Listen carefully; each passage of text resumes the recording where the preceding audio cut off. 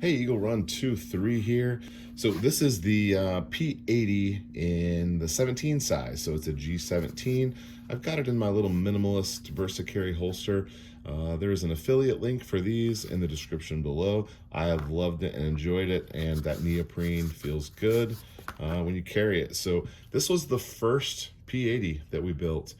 Uh, Bought it on a whim. Someone was having a sale. I said I always wanted to do this, and then I did it, and now we've got several in the works here and more to come. But this one is the champion so far. It was the first one I built. Had a ton of problems with it, just because I was figuring and learning things, and so this one was the first. We had some trouble building it. It was the first one, and I just didn't know how it all worked. So had some trouble with it, but I went, fairly high quality on my first one.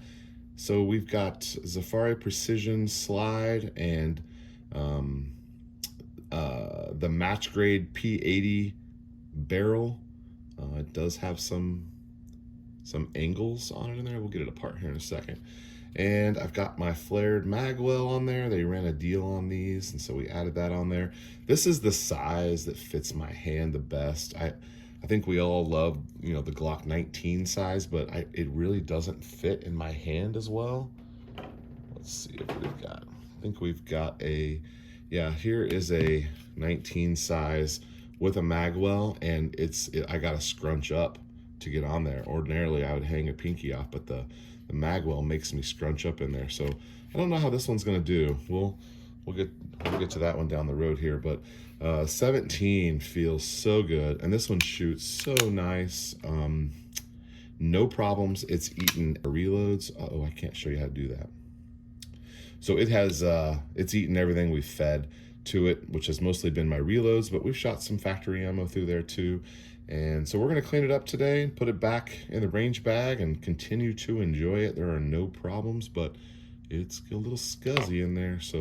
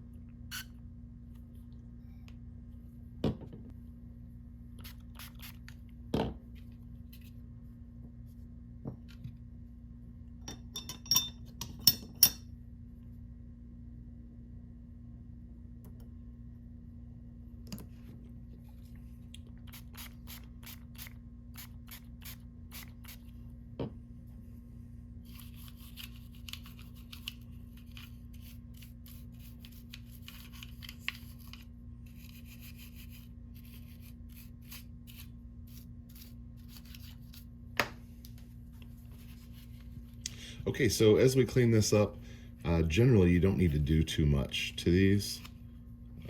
Just kind of hit the high points. Unless you're having a trouble with it, I wouldn't spend too much time detailing down in there. Of course, you could, hammer the pins out and take this thing down to nothing and really thoroughly clean it if you felt like that was going to help you. But for the most part, from a maintenance perspective, just kind of get her cleaned up. That's the general rule here. So given that we did, assemble this gun, taking an opportunity to look at the stuff that you've done, see where things are touching. We polished a lot of things here on the trigger. So always a good opportunity whenever you can to see that everything looks correct. And part of the appeal to me of building these guns is just how intimately I know them. And I know if they don't function or something goes wrong or it doesn't feel right, it's almost as if you can just tell in the gun where you're having your problem. And I think assembling it from parts is that's part of the appeal to me, is knowing that something goes wrong with it, I'm pretty much going to know where and why that went down. Now, as you know, the P80s are under fire with the ATF here recently, and we still don't know what's going to happen with that. I downloaded and printed the 360 something pages. I downloaded the pages and read through it, and I feel like someone's probably going to find some workarounds. I know that there were some groups that were not happy with it, and allegedly it's because it was a little rushed, and some of the wording is not satisfactory to the anti-gun community. So that means to me that there may be some loopholes to be had. I don't know. It's really silly to me that every time something new comes out, it really just, it doesn't really ever affect the criminal. It just affects us guys who are just doing this as a hobby. And that's the part that really sucks, is that I've not done anything, and yet I'm the one who's being infringed upon. And that's frustrating. And that's, I mean, I think that's part of why it's so frustrating to all of us, is because we're following the rules. You know, I'm not a criminal. I have my concealed permit, so I'm squeaky clean. But anyway, this is another gun that I'm considering a trigger upgrade on, but for whatever reason, this one feels better than that 19. I can show you. Oh, I got a mag in there. I can show you that it's just a little cleaner. This is not as gritty. It's a little freer. And then the brake, a little bit more take up, but the brake is just cleaner.